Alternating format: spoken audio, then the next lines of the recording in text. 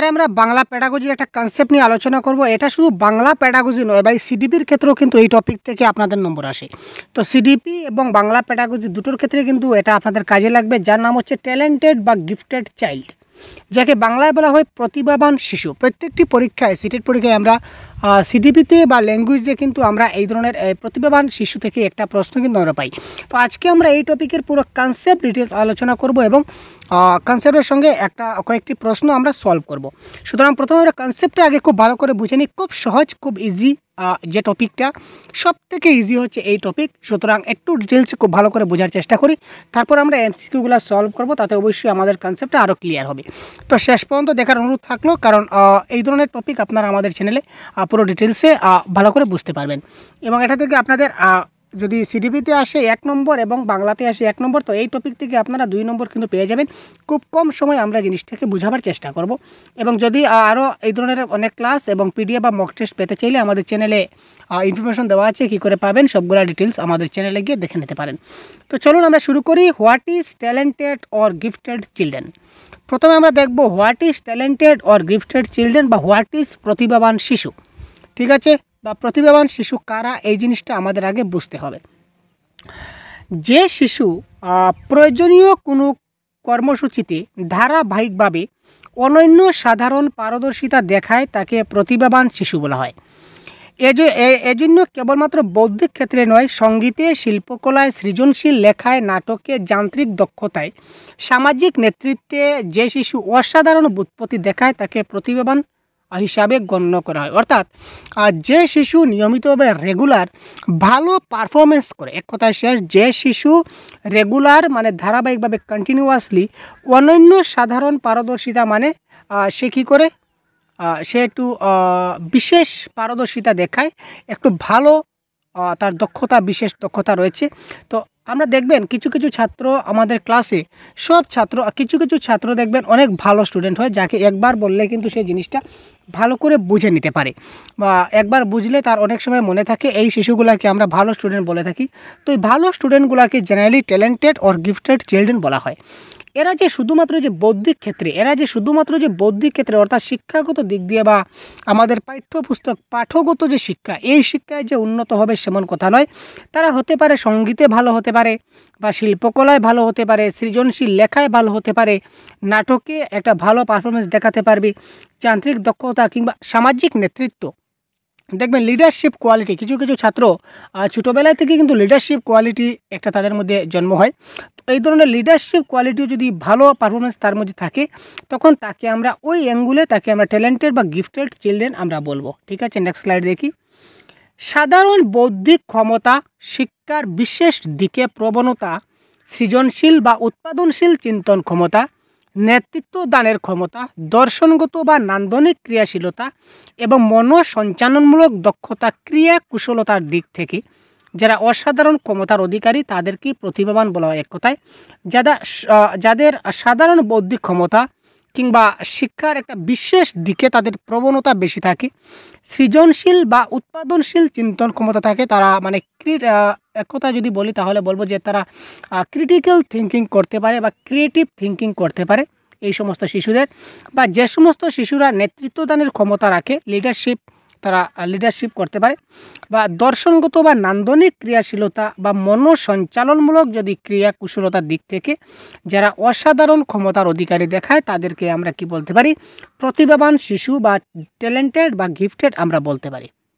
CTET পরীক্ষায় Bangla ব্যাকরণে previous কোন ইয়ারে কি প্রশ্ন এসেছিল, পেপার 1 পেপার 2তে কোন ইয়ারে কোন প্রশ্ন এসেছিল, সবগুলো আপডেটেড সহ আমরা একটা গাইডবুক তৈরি করেছি বাংলা গ্রামারের। ওই গ্রামারের গাইডবুকটা হচ্ছে এই ধরনের, বাংলা ব্যাকরণ complete syllabus with 650+ MCQ guidebook যেটা দেখতে পাচ্ছেন। তো এই বইটিতে সম্পূর্ণ বাংলার যে সিলেবাস রয়েছে এই সম্পূর্ণ সিলেবাস কভার করা হবে। তো এই সিলেবাসটা আপনারা দেখতে পাচ্ছেন, এই যে সিলেবাস, যেটা পেপার 1 পেপার 2 ল্যাঙ্গুয়েজ 1 ল্যাঙ্গুয়েজ 2 সবার জন্য কিন্তু বইটা অতি গুরুত্বপূর্ণ হতে চলেছে পিডিএফটা। তো এখানে দেখুন বাংলা সূচিপত্র দেখতে পাচ্ছেন, এই সিলেবাস অনুযায়ী প্রত্যেকটা টপিক কিন্তু এখানে খুব ভালোভাবে কভার করা হয়েছে এবং সঙ্গে থাকছে বিগত বছরের প্রশ্ন। ঠিক আছে, তো এই বিগত বছরের প্রশ্নও কিন্তু আপনারা দেখতে পেলেন আজকের একদম ক্লাসের শুরুতে। তো এই দেখুন ক্রিয়ার কাল সম্বন্ধে পুরো বিস্তারিত দেওয়া আছে, যেমন সাধারণ বর্তমান, ঘটমান বর্তমান, পুরাগঠিত বর্তমান, বর্তমান অনুজ্ঞা। এই ধরনের প্রত্যেকটা টপিক কিন্তু আমরা এখানে কভার করেছি। শুধু ক্রিয়ার কাল নয়, এখানে প্রত্যেকটা টপিক এখানে দেখতে পাচ্ছেন এমসিকিউ রয়েছে। ঠিক আছে ভাই? তো এই পিডিএফটাও আপনি তারপর হচ্ছে কারক নির্ণয়, এভাবে প্রত্যেকটা টপিক আমাদের রয়েছে। বইটা হচ্ছে 163 পেজের। 163 পেজের বইটা রয়েছে। তো এটার প্রাইস হবে 79। ক্লিয়ার? তো এটার প্রাইস হবে 79, অনলি ফর 79। এই পিডিএফটার প্রাইস হবে আপনারা অনলি 79 পে করে আপনারা নিতে পারবেন। ক্লিয়ার? 79 ভিডিও ডেসক্রিপশনে আমি একটা লিঙ্ক দিয়ে দেব। তো এই লিঙ্ক থেকে আপনারা এই পিডিএফটা ডাউনলোড করতে পারবেন। তাছাড়াও আপনারা আমাদের এই হোয়াটসঅ্যাপ নম্বর আমরা একটা দিয়ে দিচ্ছি। আপনারা আমাদের হোয়াটসঅ্যাপ নম্বরে যোগাযোগ করলে বাংলা ভাষার এই পিডিএফ ছাড়াও আরও অনেকগুলা পিডিএফ আছে, সম্পূর্ণ বাংলা ভাষা কমপ্লিট কোর্সের পিডিএফও আপনারা আমাদের কাছে পাবেন। ঠিক আছে? ক্লিয়ার? আপনারা চাইলে আমাদের এই নম্বরে যোগাযোগ করলে আপনারা পিডিএফটা। তো এই ক্ষেত্রে প্যাম পরিচা একজন সাইকোলজিস্ট এডুকেশনাল। তো তিনি 1964 সালে এর মতে তিনি কি বলেছিলেন দেখি, যেসব শিশু তাদের আচরণে উন্নত সাধারণ বুদ্ধির প্রকাশ ঘটায় বা এমন সব বিশেষ ক্ষমতার উচ্চমাত্রায় পারদর্শিতা দেখায় যার সঙ্গে উচ্চ কৃষকের কোনো সম্পর্ক নাই, তাদের প্রতিভাবান শিশু বলে। এটা একটা আপনাদের কোড হিসাবে আপনারা দেখে নিতে পারেন, পরীক্ষায় আসতে পারে যে এই কথাটি কে বলেছিলেন। এটা মনে রাখবেন, প্রেম পরিচা বলেছিলেন। কি বলেছিলেন? যে যেসব শিশু তাদের আচরণে উন্নত সাধারণ বুদ্ধির প্রকাশ ঘটাচ্ছে, যে যাদের আচরণগত দিক দিয়ে তাদের উন্নত বুদ্ধির এখানে প্রকাশ ঘটছে, বা এমন সব বিশেষ ক্ষমতার উচ্চমাত্রায় পারদর্শিতা দেখায় যার সঙ্গে উচ্চ কৃষকের কোনো সম্পর্ক নাই, তাকে আমরা কি বলবো? প্রতিভাবান শিশু বলে থাকি। তো প্রতিভাবান শিশুদের কিছু বৈশিষ্ট্য আমরা এক্ষেত্রে দেখি। প্রতিভাবান শিশু সাধারণভাবেই অসাধারণ শিশু বলে গণ্য হয়। প্রতিভাবান শিশুরে আমরা কি বলি? শিশুদের আমরা কি বলে থাকি? অসাধারণ শিশু বলে গণ্য। সাধারণ শিশু থেকে একটু আলাদা। সাধারণ মানে কি? এজ এ সব ছাত্রকে আপনি সব ছাত্র এজ এ নর্মাল স্টাইল, কিন্তু তার থেকে একটু ব্যতিক্রমী যে শিশু হবে, একটু ভালো স্টুডেন্ট যে হবে, তাকে আমরা অসাধারণ শিশু বা প্রতিভাবান শিশু বলে থাকি। তারপর দেখুন, দলের অন্যান্য শিশুদের তুলনায় কোনো ক্ষমতার বহিঃপ্রকাশের ক্ষেত্রে এই ধরনের শিশুদের অবস্থান অনেক উন্নত হয়। স্বাভাবিকভাবে আমার ক্লাসে 10টা শিশু আছে। আমার একটা ক্লাস ধরে নিন ক্লাস 3, আমি ক্লাস 3 এর কথা বলছি। ক্লাস 3 আমার 10 জন বাচ্চা আছে। তো 10 জনের মধ্যে আমি দেখলাম যে 2 জন শিশু আমি বলার সঙ্গে সঙ্গে পারছে, বা তারা সব কিছু অনেক বেশি বেশি জানে, অনেক বেশি বেশি বলতে পারে, তাদের দক্ষতা অনেক বেশি আছে। তার মানে এই যে বহিঃপ্রকাশ, তারা কি করতে পারছে? বহিঃপ্রকাশ করতে পারছে। তাদের মনের কথা হোক বা যে কোনো ভাবনা চিন্তা হোক, তারা কি করতে পারছে? প্রকাশ করতে পারছে। তো তাদের সেই যে প্রকাশের ক্ষমতা, সেটা অন্যান্য শিশুদের থেকে একটু বেশি হয়। ক্লাসের অন্যান্য শিশুদের তুলনার থেকে এই যে গিফটেড চাইল্ড যারা আছে, তাদের কি হয়? অবস্থানটা একটু উন্নত হয়। একদম ভেরি সিম্পল। অধিকাংশ ক্ষেত্রে প্রতিভাবান শিশু তার প্রতিভার ক্ষেত্র এবং ক্ষেত্রগুলিতে উন্নত পারদর্শিতা দেখায়। এই যে আগে বলেছিলাম যে শুধুমাত্র পড়াশোনার ক্ষেত্রে, এটা ধরে নিন অ্যাজ ফর এক্সাম্পল মিউজিক। একটা ছাত্র কী করেছে? তার মিউজিকে অনেক ভালো গান সে গাইতে পারে।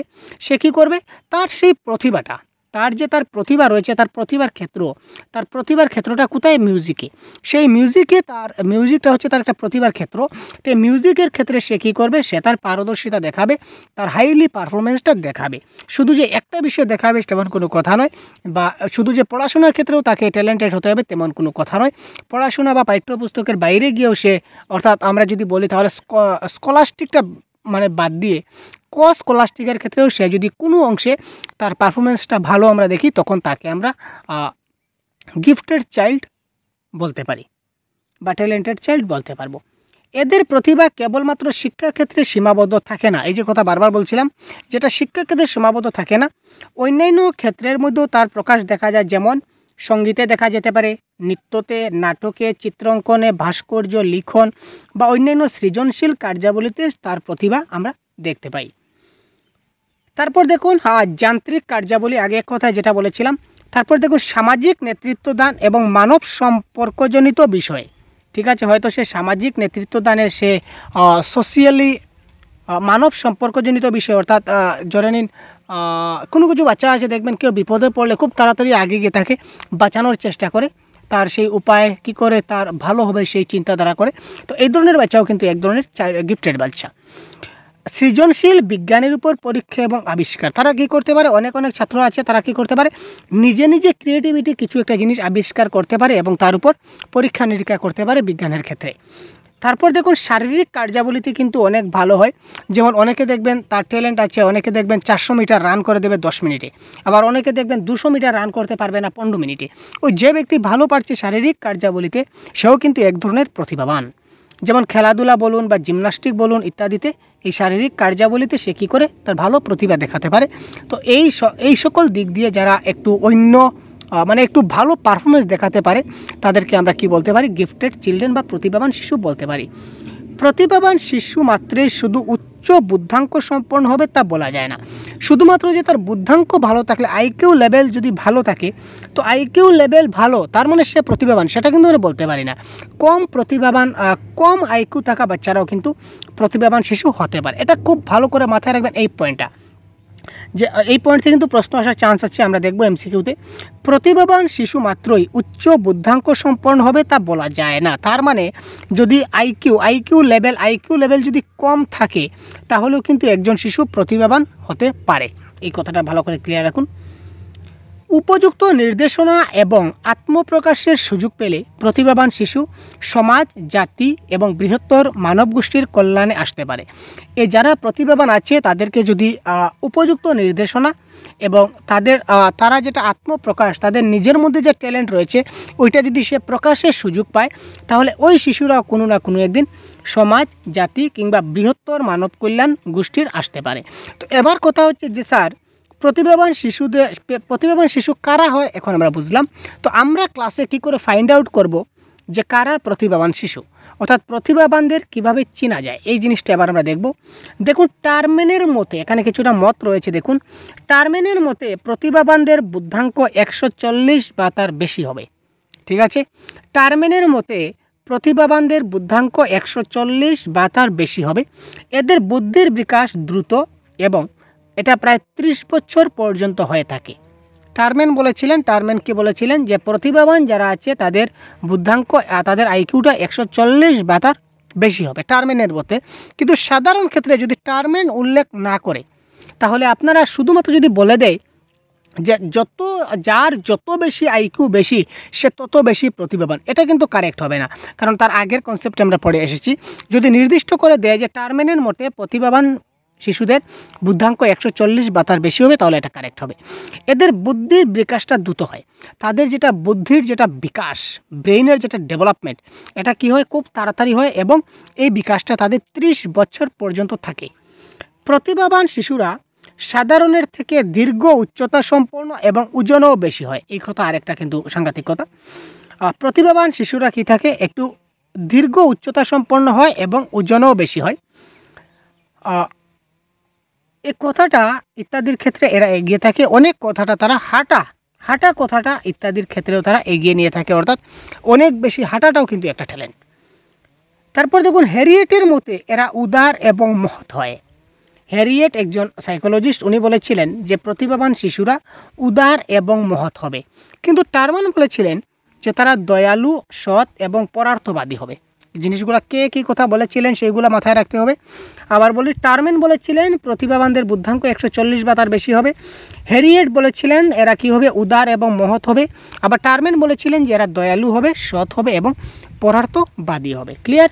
নেক্সট, সাধারণ শিক্ষার্থীদের মতো প্রতিভাবানদের মধ্যেও কতগুলি মৌলিক চাহিদা দেখা যায়।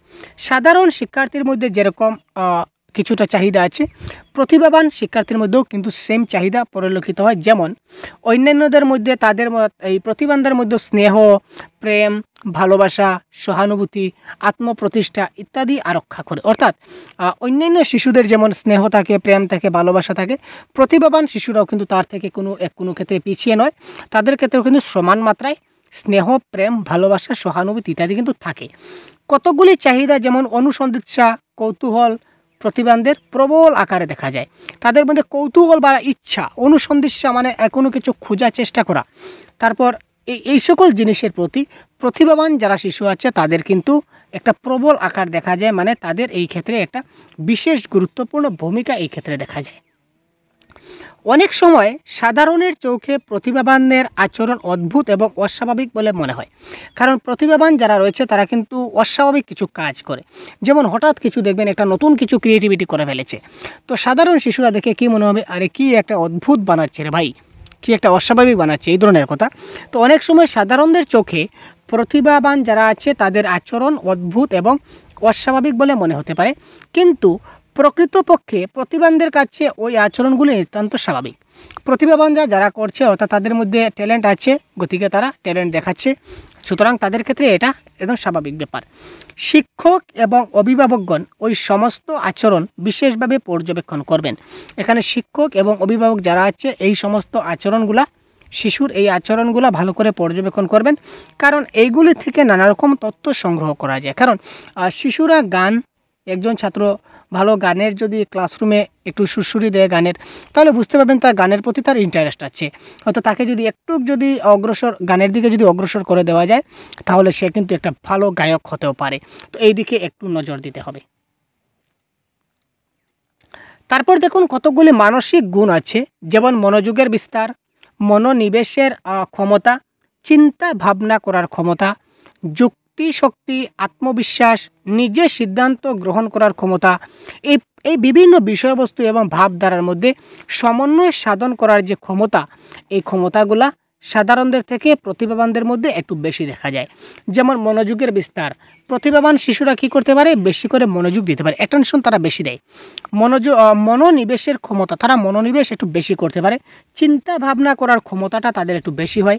তারা যুক্তি শক্তি, তারা যে কোনো জিনিস চট করে তারা বিশ্বাস করে না, তারা যুক্তি দিয়ে, লজিক দিয়ে তারা জিনিসটাকে মেনে নেয়। তাদের মধ্যে আত্মবিশ্বাস, যে ইয়েস আমি পারবো, আমাকে পারতেই হবে, একবার ফেল হয়েছি তো কী হয়েছে, পরবর্তীবার আমাকে কিন্তু এই জিনিসটা বানিয়ে দেখাতে হবে, এটা হচ্ছে ক্রিয়েটিভিটির লক্ষণ। তো তাদের মধ্যে এই ধরনের আত্মবিশ্বাসটা কী হয়, একটু মানে বেশি থাকে। নিজে সিদ্ধান্ত গ্রহণ করার ক্ষমতা, ইয়েস আমি আজকে সিদ্ধান্ত নিলাম যে আমি ওই কাজটা করবই করব, এটা ভালো কাজের ক্ষেত্রে। তো এই ধরনের জিনিসগুলো কী হয়, প্রতিভাবানদের মধ্যে সাধারণের থেকে একটু বেশি থাকে। প্রতিভাবান যারা আছে তাদের সংখ্যার থেকে পরিবারের অর্থনৈতিক অবস্থার পরিসংখ্যানগত গ্রাহ্য কোনো সম্পর্ক পাওয়া না গেলেও মধ্যবিত্ত পরিবারের প্রতিভাবানদের আধিক্য দেখা যায়। তো এটা একটা সাইকোলজির ব্যাপার, এটা 100% কারেক্ট নাও হতে পারে। কি বলেছে যে যারা একদম অর্থনৈতিক অবস্থার পরিসংখ্যানগত যদি দেখি, তাহলে যাদের পরিবারের অর্থনৈতিক অবস্থাটা খুব ভালো, তারা কিন্তু প্রতিভাবান কম হয়, এবং মধ্যবিত্ত পরিবারের ঘরের সন্তানরা তারা প্রতিভাবান একটু বেশি হয়। তো এটা 100% মেনে নেওয়া যাচ্ছে না, যদিও সাইকোলজির ভাষায় বলেছে তাই আমরা বলতে বাধ্য হলাম। এটা একটা কবিতে ছিল, একটা বইতে ছিল, আমি সেটা নোট ডাউন করেছি এখান থেকে। তো দেখুন এটা যদি প্রশ্ন এমসিকিউ আসে তো এই ব্যাপারে আপনারা দেবেন। কোনো সমস্যার সমাধানে গতানুগতিক পথ প্রায়শই তারা অবলম্বন করে না, তাদের সমাধানের ক্ষেত্রে অভিনবত্ব দেখা যায়। অর্থাৎ ট্র্যাডিশনালি সিস্টেমে তারা যে কোনো সমস্যার সমাধান তারা করতে রাজি নয়। তারা সমাধান করে কিভাবে, একটা অভিনবত্ব, অর্থাৎ নিজে থেকে নিজে কিছু একটা নতুনত্ব তারা তৈরি করে, এই নতুন কিছু তারা তৈরি করে এখান থেকে তারা সমাধানের চেষ্টা করে।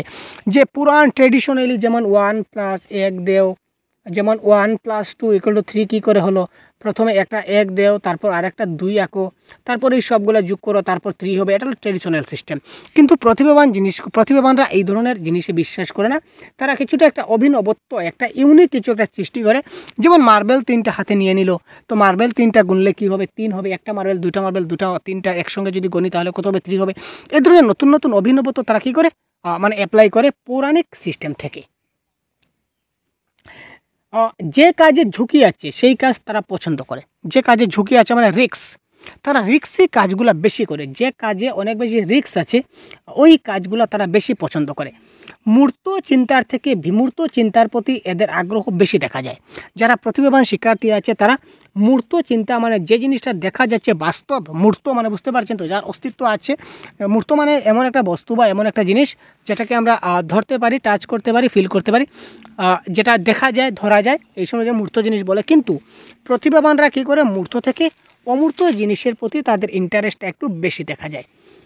শিক্ষাক্ষেত্রে পারদর্শিতার দিক থেকেও এরা এগিয়ে থাকে। শিক্ষাক্ষেত্রে অনেক ধরনের পারদর্শিতা আছে, পারদর্শিতার ক্ষেত্রেও তারা এগিয়ে থাকে, কারণ শিক্ষাক্ষেত্রে তারা অনেক সময় অন্য দিক দিয়ে যদি একজন শিশু যদি গানে ভালো হয়, নাচে ভালো হয়, তাহলে অবশ্যই সে পড়াশোনায় একটু হলেও তো ভালো হবে, সেটা তো 100%।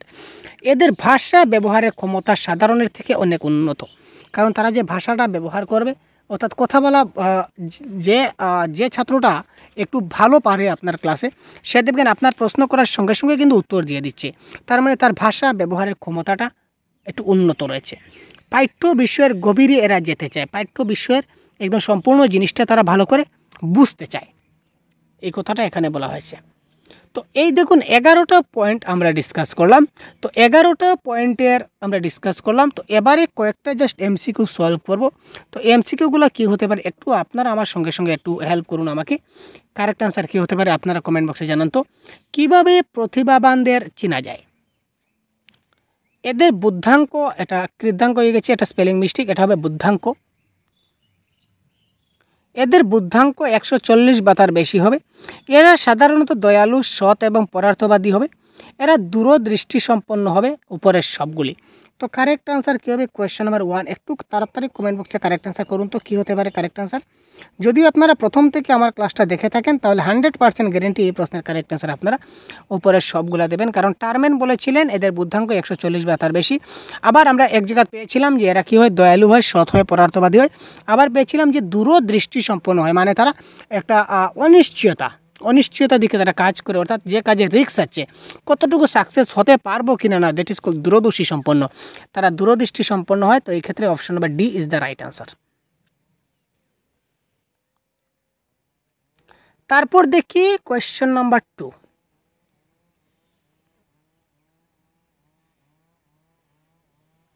আচ্ছা, কোয়েশ্চেন নাম্বার 2-র ক্ষেত্রে এখানে একটু উল্টাপাল্টা আছে, আপনারা জিনিসটা দেখে নেবেন। প্রথমে এখানে 4টে অপশনগুলো আমরা পড়ে নিই, ঠিক আছে? 4টা অপশন পড়া পড়ে 4টা থেকে কিন্তু আনসার হবে না, আনসার হবে আমাদের এখান থেকে, এই যে এখানের যে ABCD আছে এখান থেকে কিন্তু আমাদের আনসারগুলো হবে, এটা একটু লক্ষ্য রাখবেন। তো প্রথমে আমরা এই অপশনগুলো দেখে নিই, কোন কোন অপশন আমাদের কারেক্ট হচ্ছে এটা আমরা একটু দেখি।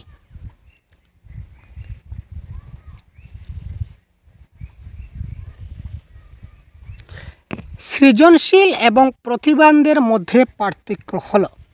তো সৃজনশীল শিক্ষার্থী একটি বিশেষ দিকে অসাধারণত দেখায় এবং সেই দিকে মৌলিক চিন্তাভাবনার প্রকাশ ঘটায়। প্রতিভাবানরা প্রায় সমস্ত বৌদ্ধিক কার্যাবলীতে অসাধারণত দেখায়, ঠিক আছে? সৃজনশীল যারা ক্রিয়েটিভ বাচ্চা রয়েছে তারাও কী করে, অসাধারণ দেখায়, মানে অসাধারণ, তারা নতুন কিছু বানাতে পারে। আর যারা প্রতিভাবান রয়েছে তারাও কিন্তু বৌদ্ধিক কার্যাবলীতে অসাধারণত দেখায়, এটাও কিন্তু কারেক্ট, ঠিক আছে? সৃজনশীল এবং প্রতিভাবান উভয়ের বুদ্ধাঙ্ক 140-এর উপর, এটা কোনো সময় নয়, ঠিক আছে? তারপর দেখুন সৃজনশীলেরা অভিসারী বুদ্ধির তুলনায় অধিক দেখা যায়, আর প্রতিভানরা অভিসারী বুদ্ধিতে অনেক এগিয়ে থাকে, এটা 100% কারেক্ট। কারণ কনভার্জেন্ট এবং ডাইভার্জেন্ট থিঙ্কিং আমরা দেখেছি। এখানে কি বলেছে, সৃজনশীল যারা রয়েছে তারা অপসারী থেকে অভিসারীর দিকে তারা অধিক তুলনা দেখা যায়, এবং প্রতিভান যারা রয়েছে তারা অভিসারী বুদ্ধিতে অনেক এগিয়ে থাকে, ঠিক আছে? তো দুদিক দিকে আমরা দেখলাম কি অভিসারী বুদ্ধিটা এগিয়ে আছে, সুতরাং এটা হবে আমাদের অপশন নাম্বার 3 হবে কারেক্ট আনসার। সৃজনশীল এবং প্রতিভাবান উভয়েই বিদ্যালয়ের পারদর্শিতার ক্ষেত্রে সাধারণের থেকে অনেক এগিয়ে থাকে। তো সৃজনশীলের ক্ষেত্রে বিদ্যালয়ে এগিয়ে নাও থাকতে পারে, কারণ সে হয়তো নিজে থেকে কিছু একটা বানাচ্ছে, সেটা হয়তো স্কুল রিলেটেড নাও হতে পারে, সুতরাং বিদ্যালয়ে যে পারদর্শিতার ক্ষেত্রে এগিয়ে থাকবে সেটা কোনো কথা নয়। তো এটা পার্থক্য যদি বলে, এখানে দেখুন পার্থক্য বলেছে, তো পার্থক্য এখানে এই দুটা দেখছি, এই দুটা কিন্তু আমরা সিমিলারিটিস দেখছি, এই দুটো এখানে বলেছে পার্থক্য, ভালো করে বুঝবেন, একদম সিম্পলি আনসার হয়ে যাচ্ছে।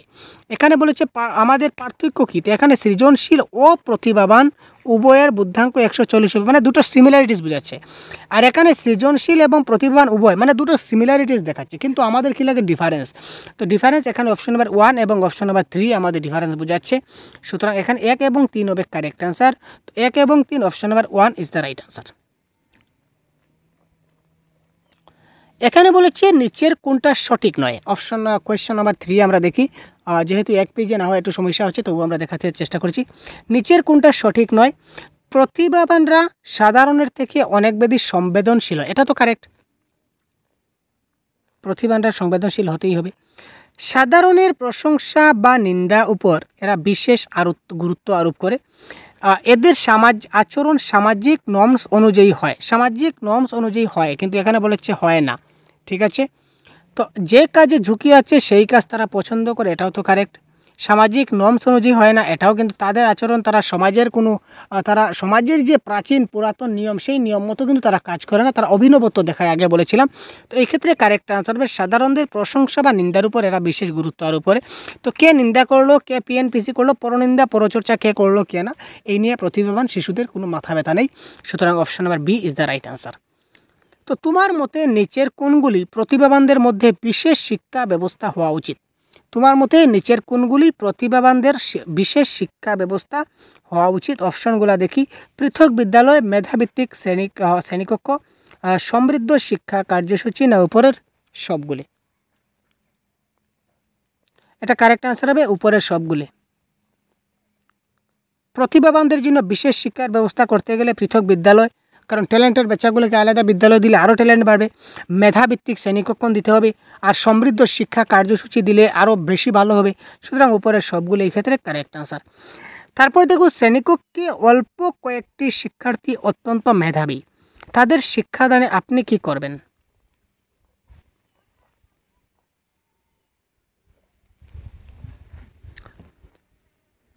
শ্রেণীকক্ষে অল্প কয়েকটি শিক্ষার্থী অত্যন্ত মেধাবী, তাদের শিক্ষাদানে আপনি কি করবেন? শ্রেণীর অন্যান্য শিক্ষার্থীদের সঙ্গে নেবেন, সমৃদ্ধ পাঠ্যক্রমের সাহায্য গ্রহণ করবেন, উচ্চ শ্রেণীর শিক্ষার্থীদের সাহায্য নেবেন, যখন তার পাঠ গ্রহণে ইচ্ছা প্রকাশ করবেন। তো এই ক্ষেত্রে কারেক্ট আনসার আগে দেখেছিলাম যে এখানে দেখুন যে বিশেষভাবে শিক্ষার্থী বা প্রতিভাবান শিক্ষার্থী আছে, তাদের ক্ষেত্রে আমরা কী করতে পারি? পৃথক বিদ্যালয়, মেধাভিত্তিক শ্রেণীকরণ, সমৃদ্ধ শিক্ষা কার্যসূচি, এইগুলো করতে হবে।